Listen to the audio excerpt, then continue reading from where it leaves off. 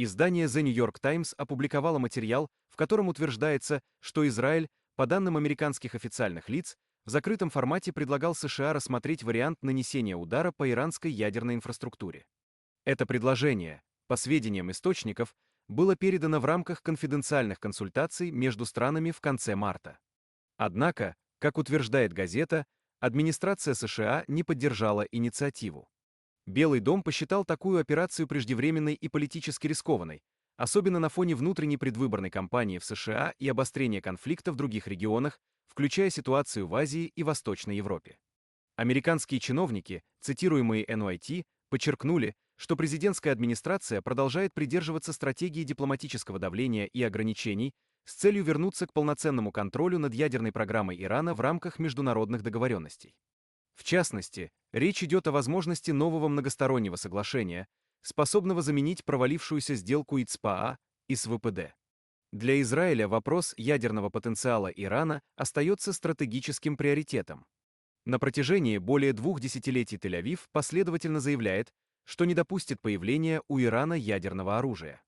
Израильские официальные лица неоднократно подчеркивали, что страна сохраняет за собой право на самостоятельные действия, включая военные меры, в случае, если сочтет это необходимым для своей безопасности.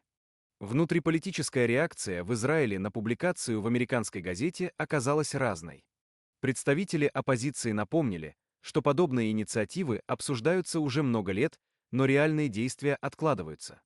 Они связали это с чрезмерной зависимостью Израиля от решений США и подчеркнули необходимость более самостоятельной внешнеполитической линии. В то же время в правительственных кругах выразили обеспокоенность фактом самой утечки информации в американские СМИ. Один из израильских военных источников в беседе с журналистами заявил, что обсуждение гипотетических сценариев происходило в рамках обычных стратегических консультаций, и утечка может быть воспринята неправильно как окончательное решение. Контекст, в котором появилась публикация, крайне чувствителен. Сразу несколько факторов делают ситуацию сложной. Продолжающееся противостояние между Израилем и иранскими союзниками в регионе, включая Хезболлу и палестинские группировки. Возросшая активность Ирана в ядерной сфере. По сообщениям МАГАТЭ, Тегеран достиг высоких уровней обогащения урана, приближаясь к порогу, который международное сообщество считает критическим. Глобальные изменения в системе альянсов, в том числе сближение Ирана с Китаем и Россией, а также более активная роль Саудовской Аравии и Турции в региональных вопросах.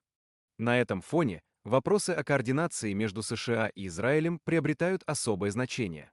Аналитики отмечают, что отказ США поддержать возможную военную операцию против Ирана отражает желание Вашингтона избегать новых военных конфликтов в регионе. Администрация США стремится сосредоточиться на стратегических приоритетах в других частях мира, в том числе в Индо-Тихоокеанском регионе и на Украине. Что касается Ирана, то в Тегеране пока официально не комментировали публикацию в The New York Times. Однако иранская пресса обратила внимание на разногласия между союзниками и представила ситуацию как признак того, что США не готовы идти на военное обострение, несмотря на давление со стороны Тель-Авива. Некоторые аналитики в Иране интерпретировали публикацию как сигнал, что Израиль не располагает полной свободой действий и должен учитывать международную обстановку. Отдельного внимания заслуживает вопрос, была ли утечка в американскую прессу случайной или целенаправленной. В экспертном сообществе рассматриваются обе версии. Согласно одной из них, информация могла быть передана в СМИ с одобрения высокопоставленных американских чиновников, чтобы заранее нейтрализовать любую эскалацию и предупредить Тель-Авив о нежелательности военных инициатив. По другой версии, это может быть элемент внутриполитической борьбы в самих США на фоне выборов. Независимые обозреватели также обращают внимание, что сама публикация стала частью информационного давления на Иран. Возможность военного удара даже без фактической реализации может быть использована как инструмент сдерживания, демонстрируя, что Израиль готов к действиям, а США, в зависимости от обстоятельств, могут изменить свою позицию. В краткосрочной перспективе публикация в The New York Times вряд ли приведет к немедленным последствиям. Однако в долгосрочном плане она может повлиять на архитектуру безопасности в регионе и вызвать дискуссии о стратегической автономии Израиля, роли США в ближневосточной политике и устойчивости текущего баланса сил.